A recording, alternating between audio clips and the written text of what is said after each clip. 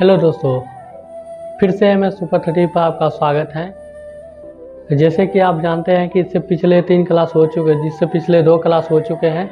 एक पूरे साल की रणनीति बताए थे, एक में बताए थे कि मैथ हम पूरे साल में किस महीने में कौन से चैप्टर पढ़ेंगे और किस तरह से पढ़ेंगे। उसके मैथ का एक लेक्चर हो चुका था। अब ये 3rd लेक्चर है, जिसका आप लोगों को बेसब्री से इंतज़ार था। साइंस वो आ चुका है और हम वो ऐसे पढ़ेंगे। साइंस को हम पढ़ेंगे नहीं पाएंगे, साइंस को हम जीना सीखेंगे। बहुत लोग ऐसे भी हैं कि साइंस को जो किताब में लिखे रहते हैं वही पढ़ के सुना देते हैं, वही लिखा देते हैं, बस बोलते हैं साइंस पढ़ा। ऐसा नहीं होता है। लेखक एक लाइन में बहुत सारे नॉलेजों को इकट्ठा करके एक लाइन लिखते हैं। उस लाइन में बहुत सारे मतलबें होती हैं। उसी मतलब को हम जानेंगे। बेस्ट पढ़ने का, साइंस का बेस्ट पढ़ने का तरीका है कि उसका अपने दैनिक जीवन में जी करके उसे देखें। यही साइंस कहता है। तो चलिए हम साइंस को समझते हैं। देखिए, मार्च से अप्रैल तक हम क्या पढ़ेंगे। मार्च से अप्रैल तक हम पढ़ेंगे रासायनिक अभिक्रिया एवं समीकरण।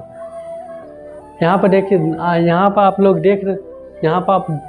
देख रहे होंगे कि कोई एक विषय नहीं है, तीनों विषय से जो है लिया गया है। जैसे कि आप जानते हैं साइंस में 3 पार्ट होते हैं, फिजिक्स, केमिस्ट्री, बायोलॉजी।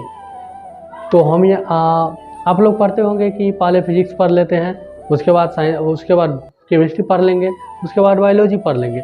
यानी तो पहले बायोलॉजी पढ़ेंगे, केमिस्ट्री पढ़ेंगे, फिर फिजिक्स पढ़ेंगे। लेकिन ऐसा हम लोग को नहीं पढ़ना है, क्योंकि तीनों सब्जेक्ट पर हमारा कमांड रहना चाहिए। ठीक है, इसीलिए हम पहले केमिस्ट्री लिए, फिजिक्स लिए, बायोलॉजी लिए। इसी तरह से रिपीटिशन होते गए हैं। तो अभी हम यहाँ पर समझा रहे हैं। चलिए समझते हैं। देखिए, पहले हम पढ़ेंगे रासायनिक अभिक्रिया एवं समीकरण।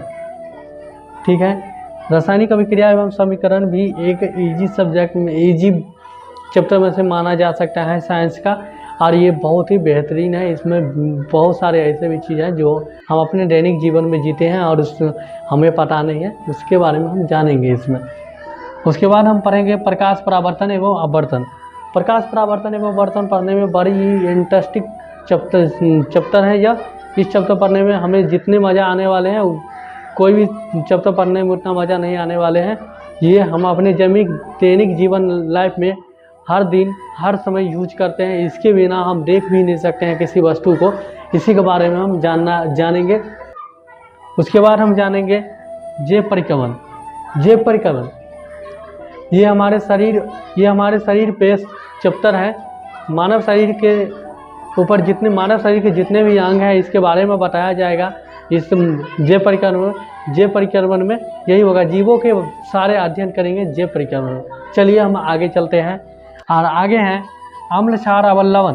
अम्ल, क्षार और लवण भी बहुत ही बेहतरीन चैप्टर है, जो कि हम जब भी खाना खाते हैं तो इसका यूज होता ही होता है।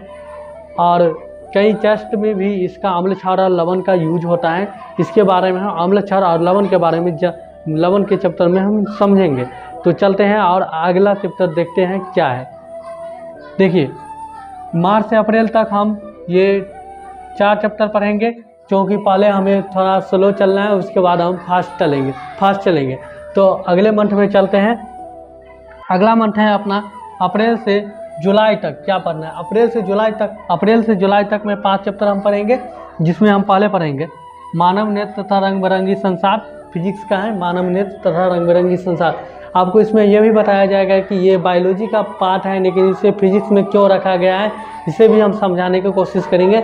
चलिए आगे चलते हैं। जब हम समझाएंगे तब आप समझ सकते हैं। तो चलिए चलते हैं। और उसके बाद है नियंत्रण एवं समन्वय। ये बायोलॉजी का एक पार्ट है, नियंत्रण एवं समन्वय, जो हमारे ह्यूमन माइंड है, हमारी ये मस्तिष्क है, इसके बारे में हम जानेंगे। मस्तिष्क की पूरी जानकारी इसी में दिया जाएगा कि हम क्यों अपने हाथ को उठाते हैं। अगर पैर तलों में एक कील चुभ गया तो हमें पता क्यों चल जाता है। किसी भी चीज़ को आँख से टकराने से पहले पलक क्यों झक जाता है। अचानक इक्ची क्यों आता है। तो जब आप सरकते हैं तो आपको घर में बोला जाता होगा कि आपको कोई याद किया है, बट ऐसा नहीं है कि आपको कोई याद नहीं करता है। वो साइंस का एक घटना है जो जो नियंत्रण एवं समन्वय में हम लोग समझेंगे। चलिए आगे हम समझते हैं। तो आगे हमारा चैप्टर है हमारा पर्यावरण। हमारा पर्यावरण मतलब जिस पृथ्वी पर आते हैं, यह इस पृथ्वी में एक पर्यावरण है जिसके कारण, इस पर्यावरण के कारण ही हम जीवित हैं। ये पर्यावरण हमारे जीवन से बहुत ही ताल्लुक रखते हैं, जिसके बारे में हम जानेंगे। बहुत इंटरेस्टिंग सब्जेक्ट है पर्यावरण। चलिए हम आगे चलते हैं। तो आगे है धातु एवं अधातु। धातु और अधातु हमारे घर में बहुत सारे चीज़ हैं, उसमें हम फाइंड करेंगे कि वो धातु है या अधातु है। इसके बारे में हम धातु और अधातु के बाद अधातु चैप्टर में हम पढ़ेंगे। तो आगे हम चलते हैं। आगे मेरा चैप्टर है ऊर्जा का स्रोत। ऊर्जा का स्रोत जो कि हमारे घरों में बल्ब जलता है, एलईडी लाइट जलती हैं और कंप्यूटर चलाते हैं, जो भी काम करते हैं उसका ऊर्जा का स्रोत मुख्य रूप से क्या है। हम भी खाना खाते हैं तो उससे हमें ऊर्जा मिलता है, तो उस ऊर्जा का स्रोत मुख्य रूप से कहाँ है, इसके बारे में भी हम लोग जानेंगे। तो चलिए हम अगला चैप्टर हम जानते हैं। बस ये 5 चैप्टर यहाँ पर ख़त्म होता है और अगले मंथ में हम चलते हैं। अगले मंथ हैं अगस्त से नवंबर। अगस्त से नवंबर तक हम क्या पढ़ेंगे, इसमें भी हम 5 चैप्टर पढ़ेंगे। ये तैयारी का लास्ट चरण होता है, लास्ट स्टेप है, अपना थर्ड स्टेप है।